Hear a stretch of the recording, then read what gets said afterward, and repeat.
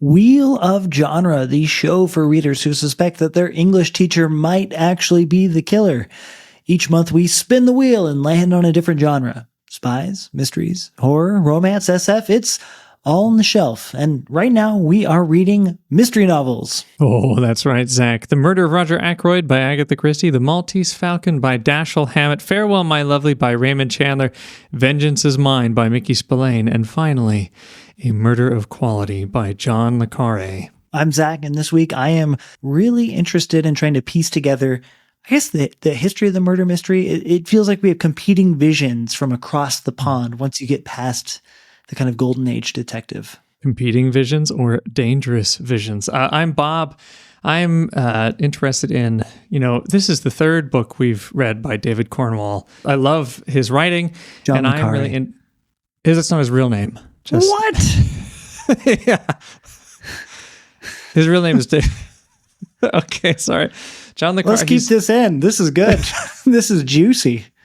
Okay. Oh my God. His real name is David Cornwell, and I thought this was really interesting because he really worked for MI6. He was a spy, so the Secret Service told him, okay, you're going to write, that's fine, but you need to use a pseudonym, so you have to pick something. And I guess he made his decision while he was on the bus, and he just looked out the window and he saw a sign for Carré, which is just a corner in French.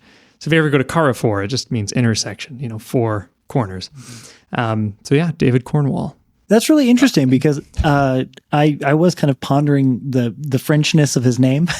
This book does seem to me to be extraordinarily British. And I mean that neither is like a negative or a positive thing, but do you agree with this assessment? Maybe we can try to pick apart why it is or why it's not. Well, I'd say it's extremely British. I don't know why I have to say that like a Porky Pig, but it's very British because it's at a British boarding school, and so many of the most popular books, at least the ones that Americans really like, are set at British boarding schools. Harry Potter, for example. I don't know, they're a huge staple. So I think one of the essential things in this book is that it's at a British boarding school. We start there. We start from the perspective of a few kids who go there, and eventually we get wrapped up in a murder that is all about the politics of this one British boarding school called Carn. Yeah, what I liked about it was how it gave us a kind of adult perspective on teachers. You get like the headmaster kind of dressing down George Smiley at one point and asking him, "And what religion are you, sir?" Like asking questions to him. And it says he almost responds in a way that would have kind of put him back in the position of being like a schoolboy responding to the headmistress. And I don't know why, but it reminded me as if we were rereading Roald Dahl's book, Boy, about his experience in boarding schools growing up from the perspective of a man who has now come back to that same boarding school and sees it in an all new perspective. In a big way, I think it made this book feel autobiographical in a way that almost no other mystery novel that we read this sequence really has. Feels like the most realistic mystery novel, doesn't it? It's very similar to me to Agatha Christie when we read The Murder of Roger Ackroyd. I made it sound very cute. The Murder for Roger Ackroyd, because we have all of these rumors being spread. It's a very tight-knit community. It's a boarding school. All the teachers know all the secrets about other teachers and the students. There's one secret we'll come to that some of them, only I think 3 or 4, know, and that is a big part of this plot. But it feels very similar, where people are trying to take each other down through rumors. And power, lots of power comes from knowing things about others in this world and in the Agatha Christie world. You were saying earlier that there seems to be a big difference in the way that mystery is handled. I'm not in England. They're in England, and then across the pond in the U.S., we've been reading The Hard-Boiled Detectives. Do you think that the setting does a lot for the mystery storytelling or for how the mystery unravels in this? Yeah, that's a great question about the setting because it, just on a very surface level reading, it's totally different. In the US, we're on the West Coast, or we're in New York, we're in big cities, we're in diverse places, and you see the protagonist's reaction to a sense of otherness. But here, what you get is, well, it's set in winter, so everything is covered in a blanket of snow. But not just the descriptions of the cold. The book, to me, physically felt cold. It felt chilly in the way that the characters interacted with each other. The setting, we seem to be a step away from the truly rural small town of an Agatha Christie novel. But we don't seem to be too far away from it. London is still somewhere far away, somewhere that feels cosmopolitan compared to where we are now. It feels to me like what John le Carré is trying to do here is work from a seedbed that Agatha Christie planted, and yet at the same time respond to the changing conditions of the world. Our detective is a spy. We're in a post-war society. Things have a harder edge. They're no longer whimsical. You can't have a man named Poirot with a bushy mustache walking around. And not only that, but the murders themselves seem much more brutal. And the reasons for murder seem much more brutal than what we would ever get in an Agatha Christie novel. I really like that observation, Zach. There is blood in this book. When Stella Road is found, they say, "Man, what a grisly murder." They keep suspecting that whoever is the murderer would have just been covered in blood because of how terrible this murder was. Very different from Agatha Christie, where there can be blood sometimes, but part of the rule of Golden Age fiction would be keep it very clean. Don't comment on the blood, use poison if possible, but kind of leave the body in the other room and don't get too close to it. There's something dark, too, about, I guess, the revelations as we go through, and our detective, who is a spy, but he's kind of operating like Poirot would operate. But going through and finding out the motivations. In Agatha Christie, yes, the motivations are heinous. I was trying to dupe this person so I could get more inheritance money. I killed him because he had some dirt on me that I was two-timing someone.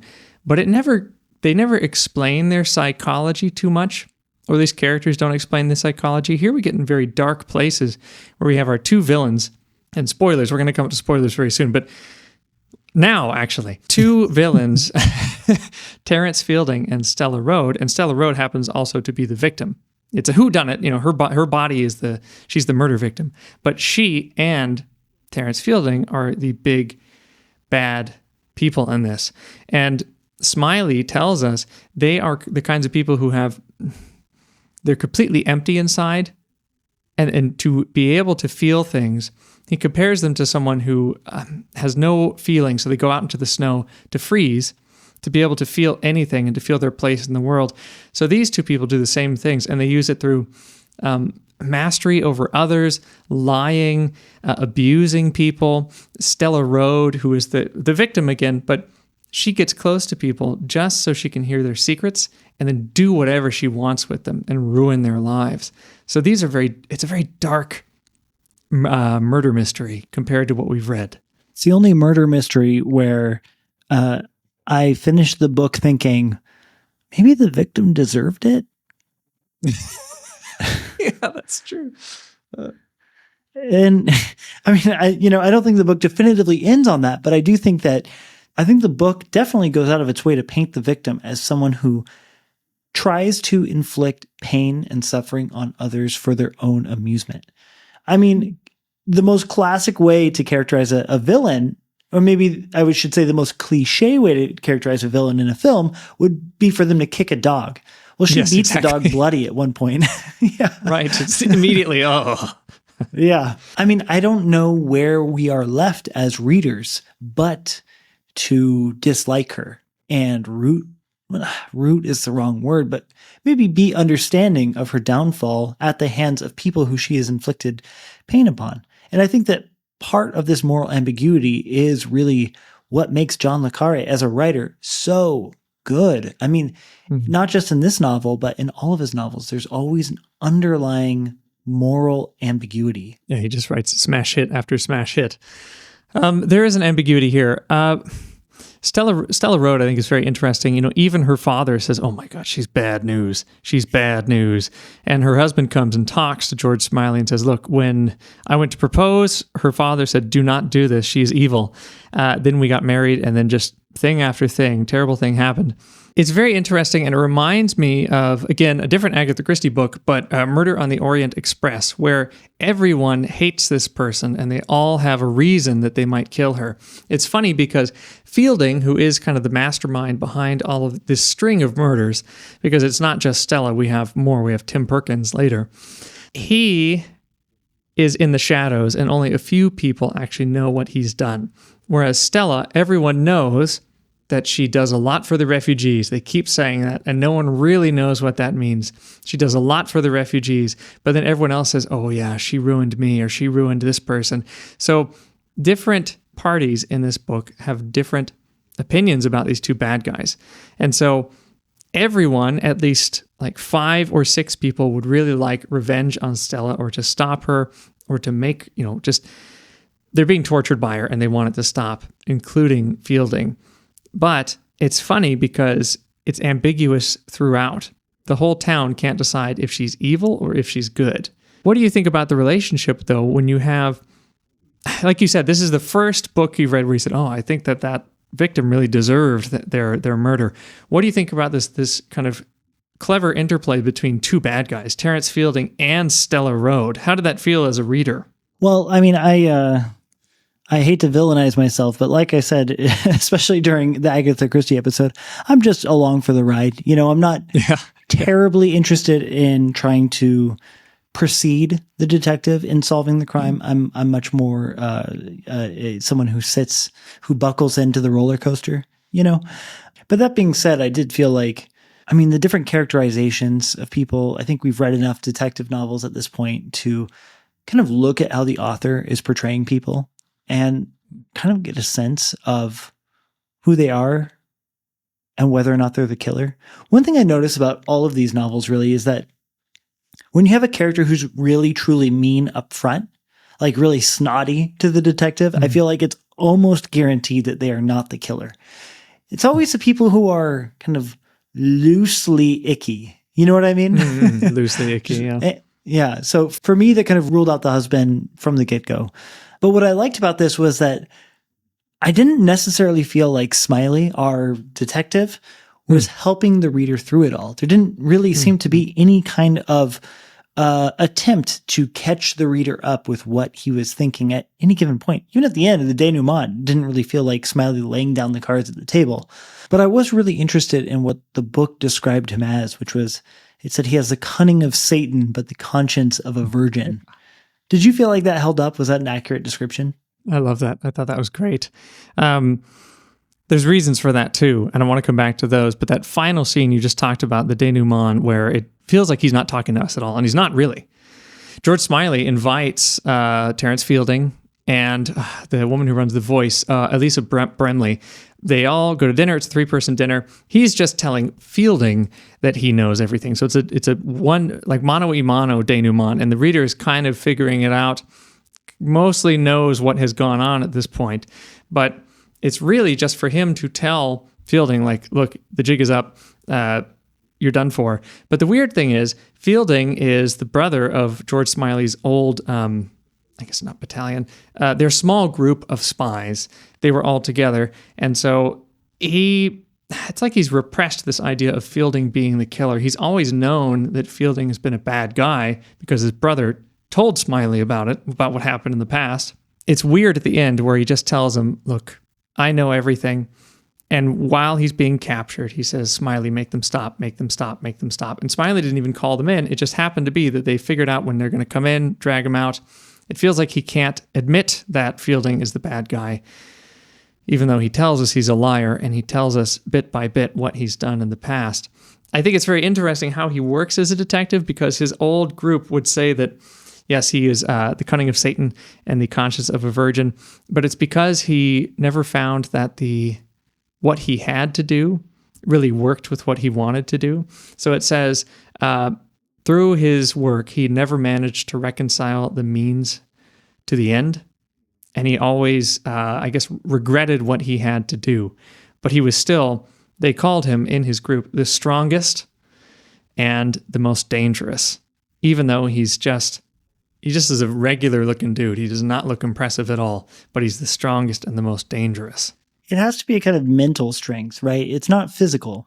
It's not like he's not a brawny, thick man. He's described as an owl more than anything. In fact, I think that the adverb owlishly pops up so many times, and many descriptions of him are just him kind of standing still, watching people, peeping out through spectacles and what have you. Actually, that really stood out to me because in these novels, it feels like authors are always rushing to associate their detectives with different animals. Sherlock Holmes is a sleuth. He's a bloodhound. Poirot is described as a cat, and he does things in a cat-like manner, Agatha Christie tells us. Smiley is an owl, and an owl is a really interesting creature for a detective because owls are not active creatures, and at least in the kind of common understanding of them.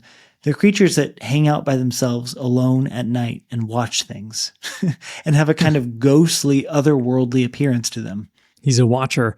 He's also described as having, I'll quote here for a second, this fear, this servility, this dependence, and it developed in him a perception for the color of human beings. They compare him to having a swift feminine sensitivity to their characters and motives. So he watches, he waits, he figures people out, and he will detail those things to us. He tells us, I know that Fielding is lying to me. There's no exact reason why, but he can tell in the manner of his speech. He is a spy. He's done all this before, even though now it's kind of a quaint, out in the middle of nowhere murder at this boarding school. He is still using people he's connected to. He has the handwriting assessed. He is making calls to other people he's worked with before who are spies. But he is this weird, he's compared to a fox too, I guess. Like he can track people's motives like a fox can track prey in the woods, even though he's like an owl and he seems harmless. He goes in, talks to people and says, I'm working with the Christian Voice. I'm a writer for the Christian Voice. And he will pretend to do, he pretends to write an obituary. He pretends to be a solicitor. He goes undercover in a very subtle way where he just tells a small lie, befriends people, gets really close to them, and then gets the information he needs. But it sounds kind of almost, he's doing a good thing, but it does remind me a little bit of the bad guy, Stella Rhode, who does the same thing. Her father describes her as always drawing people in, getting people close so she can take whatever she needs from them. It feels like the two of them operate in a similar way, kind of like Moriarty and Sherlock Holmes. They're extremely similar, but total opposites because they want completely different things. It's a really good point about him kind of putting on these disguises. I'm always interested in how detectives have their own logic and rationale, oftentimes built from their careers or who they are as people in order to solve the crimes. I think one of my favorite examples is probably G.K. Chesterton's Father Brown detective stories, where he's a priest. So therefore he uses his knowledge of the human soul to solve crimes, basically. But here, he's an intelligence operative, and you can see that through and through by his methodology. He puts on disguises. He says, I am so-and-so from so-and-so company doing this thing. He's wearing his disguise in order to gather information. And he watches. He does things owlishly. And he doesn't reveal much about himself. In fact, he never reveals anything about himself by and large. I mean, how many times do people bring up his wife? Which is like a long-running characterization thing about his unhappy marriage. People bring up his wife oftentimes in order to hurt him, other times without really thinking about it. And he just kind of like doesn't say anything. He doesn't do anything. He just kind of stands and watches. He betrays no emotion and no reaction.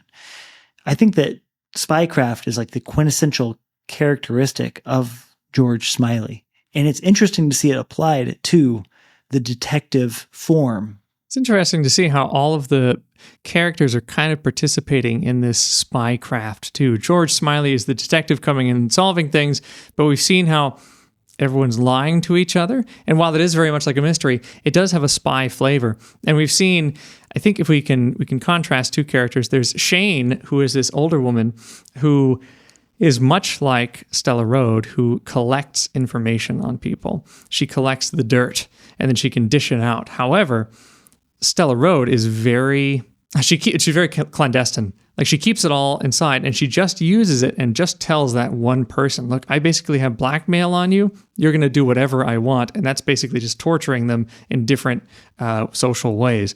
However, Shane, wears her heart on her sleeve. I don't know. It's all open. I don't know how to say that exactly. She tells everyone all the gossip she knows all the time at any place. So it kind of loses its currency. It loses its value.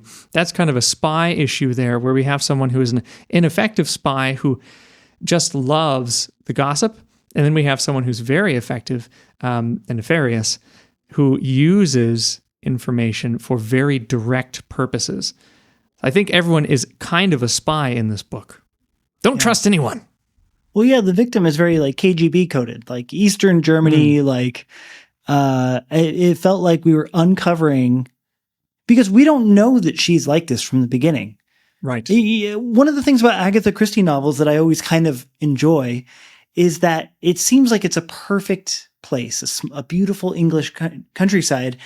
But then as you talk and you learn more, you find out that everyone has their own motives for, or, their own, I guess you could say sins, their own reasons for killing, their own, and they all hate weird each other. Thing they get. Yeah.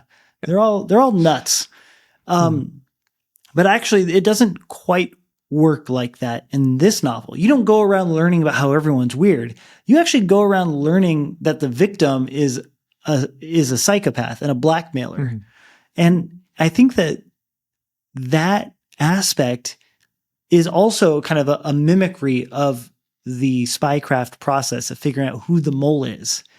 There's this face of this person who is a respectable person in the community, good for the immigrants and the wife of, this big person at the school, but actually they lead a double life. And it is George Smiley, the spy, who is going to uncover the mole. Speaking of the mole, and in a mystery, we have red herrings. We have the person who really murdered them. I think we have a very interesting red herring with Janie Lynn here, and it reminds me a lot of when we read Purloined Letter by Poe with Auguste Dupin. And Dupin's idea was, look, all of these detectives who are running around doing all of these, they have all this new technology, and they're trying to use it in all these different ways to solve this case. And he says, no, there's only one correct answer, and it just happens. It must be a completely logical answer. And so, just for example, in that story, the detectives who are not Dupin take apart all the tables to try and find this letter to see, did someone hide the letter in a secret leg of the table? And he says, that's ridiculous. The only thing he did was put it in plain sight because he knew no one would look in plain sight. And that's the key.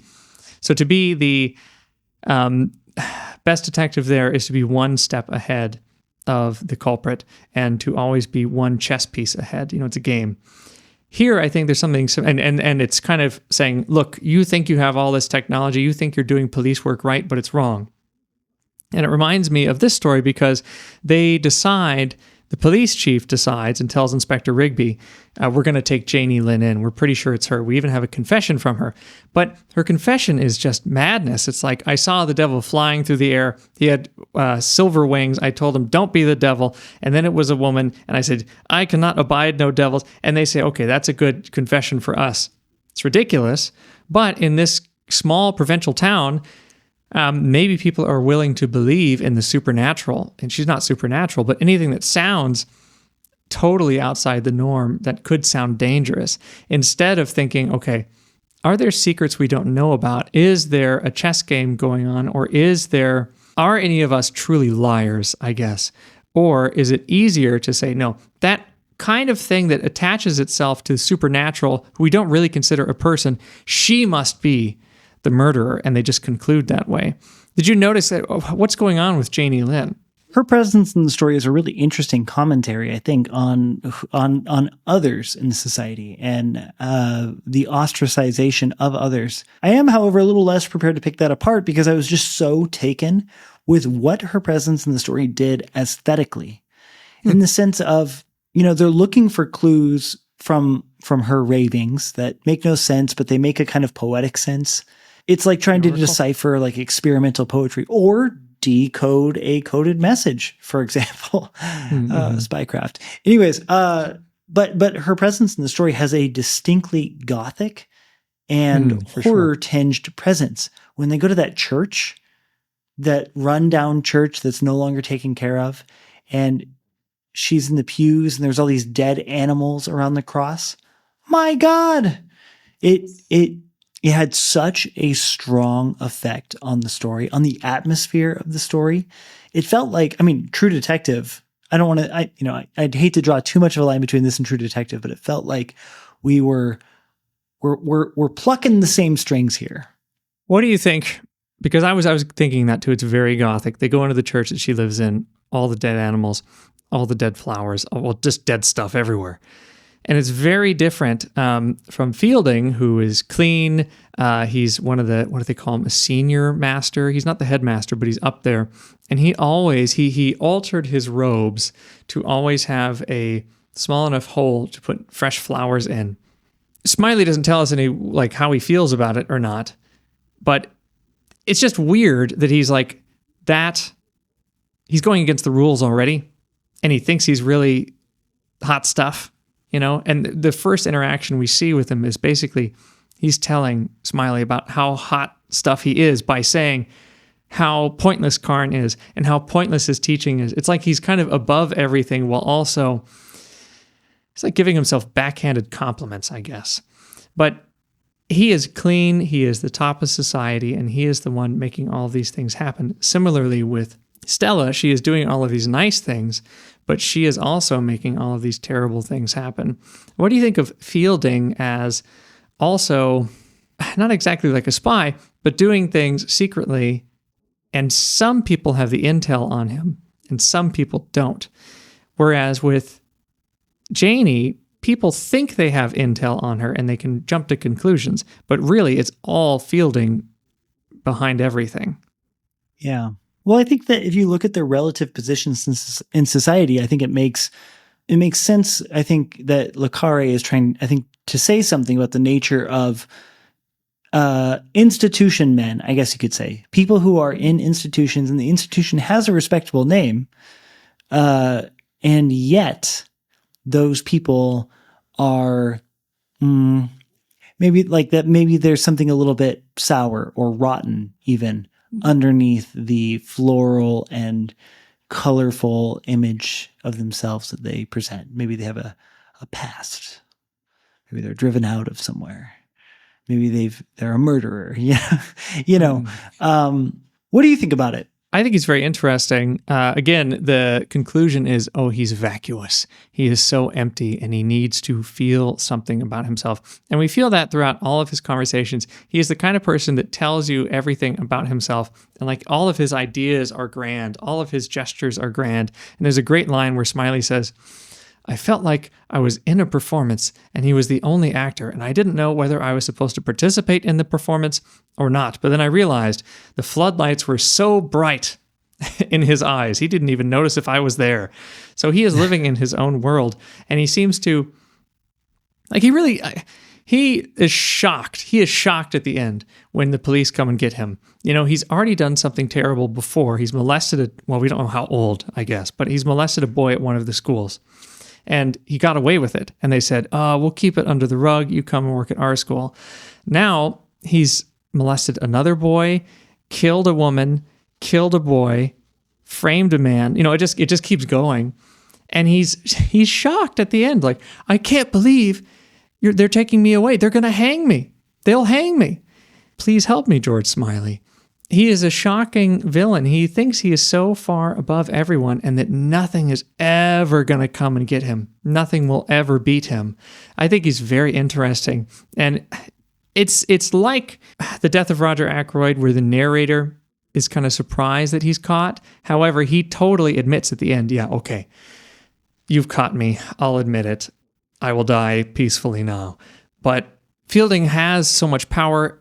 He loves the power and he thinks it's never going to stop, and nothing he does will ever have consequences. I hate to switch tracks on you, but something that has really been on my mind, not just because of the way that he characterizes villains or the way that he populates the world or the atmosphere of his stories, but just something about it doesn't quite feel right to me. Well, not that it doesn't feel right. It's just that maybe it's that I know that he goes on to write these espionage novels that are so good and use the same character. How do you feel about Le Carré as a mystery writer? Do you feel like he should have kept going, or do you feel like he was right to call it? Oh, I guess we got to read more of those thrillers, those spy thrillers. He was a spy, and what was the first book that we read? Call for the Dead. Is that right? That was that was the mystery novel, the first mystery novel that he wrote. It's more spy, that one, I believe. But yeah, that was the first book that he wrote, and he wrote it a lot. Like he said, he would park his car because he'd be so suddenly, not really, I mean, he's inspired, but also like he's writing a lot of experience, like firsthand experience down, and it just kind of flowed out of him, and he wrote it very quickly. I think he is probably very connected to espionage fiction, and he can't get away from it. And I think that's great because it's incredible. But I thought this was a great mystery. And still, we see how much of a spy book it is. George Smiley is still his character. He's still acting like a spy, but he's retired, and now he's just, what is he, a 17th century German researcher, just going around, and he just gets wrapped up into this. It's very kind of a Poirot setup, throwing vegetables over the wall, and you end up in a murder mystery.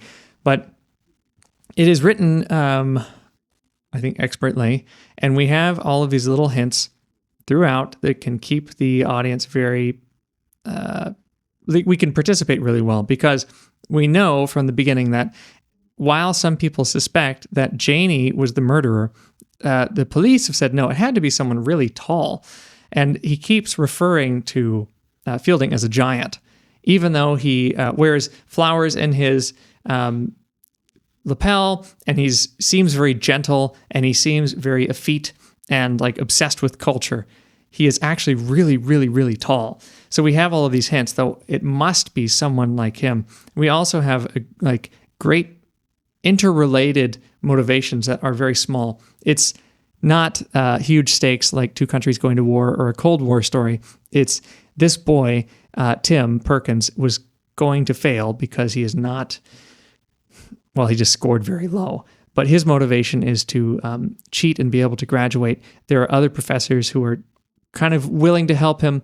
And there is this web of gossip, web of motivation, and web of lies that is keeping the mystery going. And I guess maybe that is one reason that steps him up above some of the other mystery writers that we've read, because this web is very intricate, it's very believable, and it's very entertaining, and it feels like a spy trying to put a case together, not just like a detective putting one piece of evidence with another arbitrary piece of evidence and conveniently tying things up. This is a true web. It's like Charlie's Web with all of the red string behind him, putting all of the things together. Oh, it's always so. Yeah. But I don't know. You said you're not sure about it. How did it feel like a good mystery to you? I think it was a good mystery. I don't know. There's something about it that makes me feel like this is early work. He's an accomplished and stylish prose stylist. He creates a setting in a world that it's easy to fall into. The characters are all there, but for some reason, I just feel like it's not his genre. And I don't know how much of that is me knowing the future of his career, reading back into it, or if it's just feeling like the stories that he wants to tell, the interpersonal dynamics that he wants to tell are bigger than just murder and solving the murder. I don't know what it is.